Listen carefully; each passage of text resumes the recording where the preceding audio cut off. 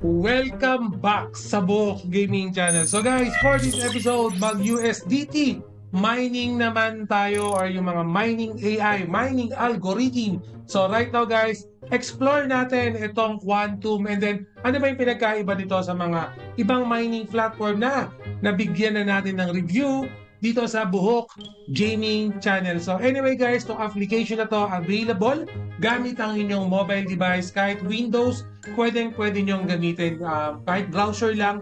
Although pwede nyo siyang i-download sa App Store, pero kahit browser, pwede nyo naman siyang manavigate. No? To begin with guys, bago unang-una sa lahat, para makapag-registered kayo dito kay Quantum, kailangan nyo ng at least valid email address or cellphone number nyo para magamit nyo pang registered. Make sure na valid kasi especially pag nag-withdraw na kayo, pag may kinita na kayo, nagbibigay ng confirmation OTP to dun sa mga email or even sa cellphone number na ginamit nyo. So, siguro yung iba sa inyo na hindi aware sa mga mining platform previously, no, na matagal ng panahon, yung mga mining platform, pag nagmamine tayo ng BNB, pag nagmamine tayo ng Bitcoin or even Ethereum, kailangan natin ng mga hard drive or yung mga video card, okay? Yung mga mamahalin, expensive na video card. Pero right now guys, digital na yung mining natin. So ibig sabihin yung pera na natin yung magtatrabaho para sa atin. So given na for example nakapag-registered na kayo dito kay Quantum, ang ginagamit natin na network dito is ERC or TRC20. So yung mga Tron network, wala tayong magiging problema. For example, ako, meron na akong Tron wallet, no? Meron na akong ginagamit. So, right now, okay na ako dito. So, bago natin ito i-navigate, baka hindi ka ba nakaka-subscribe, bait na lang muna ng subscribe button, pati na rin ang notification bell para ma-update ko kayo sa mga latest videos ko. So, for example, nakapag-registered na kayo, don't worry, yung link na ilalagay ko sa description later on. So, pag nakapag-registered na kayo, Buhok Gaming, paano ba kami kikita dyan? So, unang-una, yung pinaka-concept nito, parang bangko lang yan. Okay, pero dito kasi, mas malaki yung interest, no? Sa bangko, alam niyo naman, yung $10 nyo, mga nasa 0.1 something lang yung interest niyan. Hindi ganun kalaki. Pero dito kay Quantum, mas malaki yung interest niya. Similar concept siya sa bangko, pero at the same time, daily yung income niya. Later on, papakita ko yung quick calculation, computation, para hindi kayo malito. So, as minimum of 10 DE or US dollar, pwede na kayong mag-start ng earning dito kay Quantum. So, unang-una siguro, kiklik nyo itong recharge button. Pakita ko lang saglit ulit ha. Itong recharge button. So, given na wala pa kayong load, itong address na to, ito yung magiging address nyo. Pero hindi ito ha, similar lang yung pwesto kasi address ko yan. Huwag kayo magpapadala dyan. Sa akin mapupunta yan. So, yung address nyo, dito nyo makikita yan. Pwede nyo i-copy. Yan. Pag na-copy nyo na, pakita ko lang siguro yung Tron. Lakihan ko lang ito. Wait ha. Para makita nyo lang, habaan natin ito saglit. Yan. So, para makita nyo lang si Tron. Yan. So, pag nakopy nyo na, for example, may nag-send kasi ako, no? Pero, for example, dito, meron kayong 10 USDT sa USDT nyo. I-face nyo lang yung address nyo. Yan. And then, same thing, kung magkano, lalagay nyo lang dyan yung amount, no? For example, ako 10 yung nilagay ko kanina.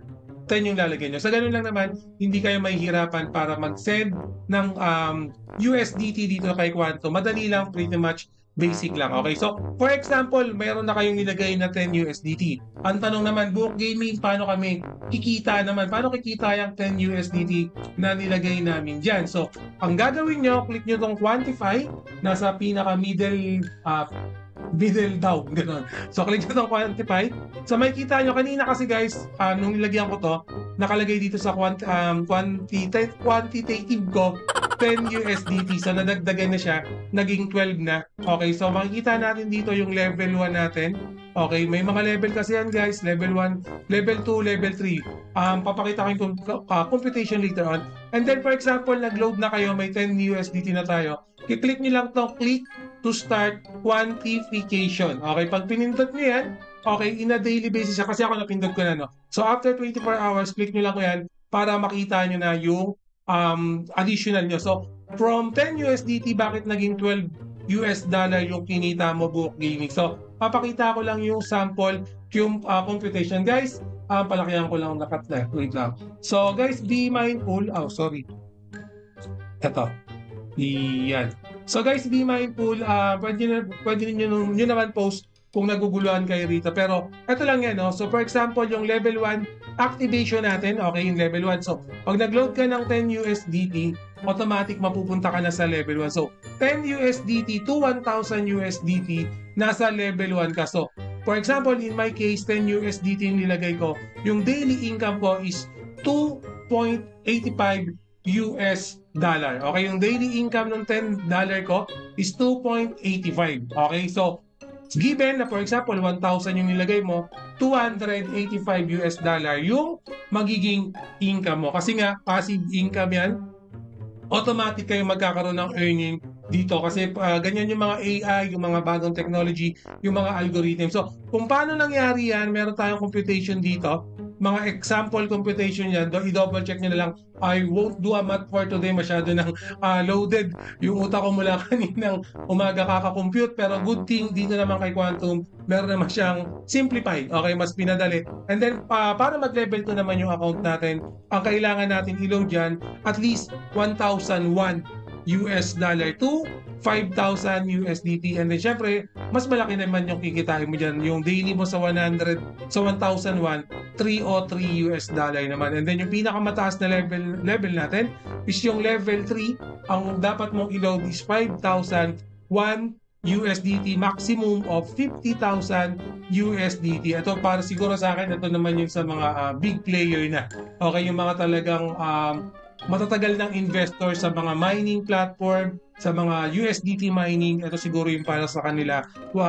Kikitain nyo dito guys, daily to 1,667. And then syempre yung pinakadulo 1,000 or 16,666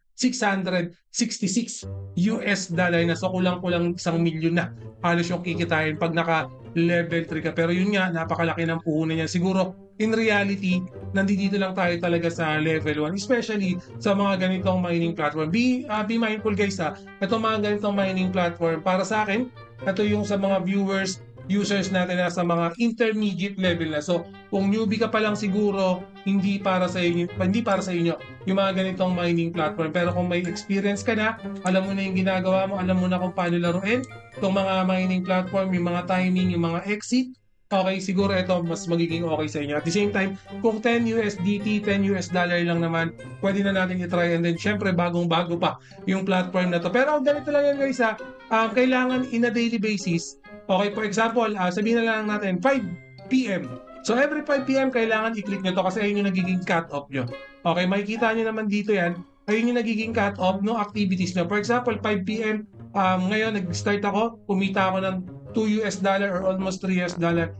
Pag na-miss out mo yung windows na yan, hindi siya mag-earn. For example, 7 PM mo na siya napindot, no? So, automatic, nasayang na yung 2 hours. Hindi naman siya nasayang, nandoon pa rin siya, pero kailangan talaga i-click mo siya. For example, pero nasa document naman, hindi ko pa kasi natry nasa document naman, kahit 1 linggo, okay, kahit 1 week daw, na hindi mo siya kiniklik, pag kinik mo siya after 1 week, kung ilang days yung naging pending mo, yun pa rin yung kikitain mo. Pero, ako guys kasi, dinidaily ko. So, siguro sa inyo, wag nyo nang i-experiment kasi sa kahit sabihin yung 2 US dollar yan, okay, pag na-miss out nyo or 3 US dollar, kulang-kulang 150 pa rin yung masasayang nyo. So, wag nyo nang i-testing. So, kung kaya nyo sipagan, i-click nyo ng daily, gawin yung daily na lang, click na lang kayo ng click, lagyan nyo na lang ng cut-off, yung pinaka-convenient nyo. For example, nagigising kayo ng, for example, 8 AM.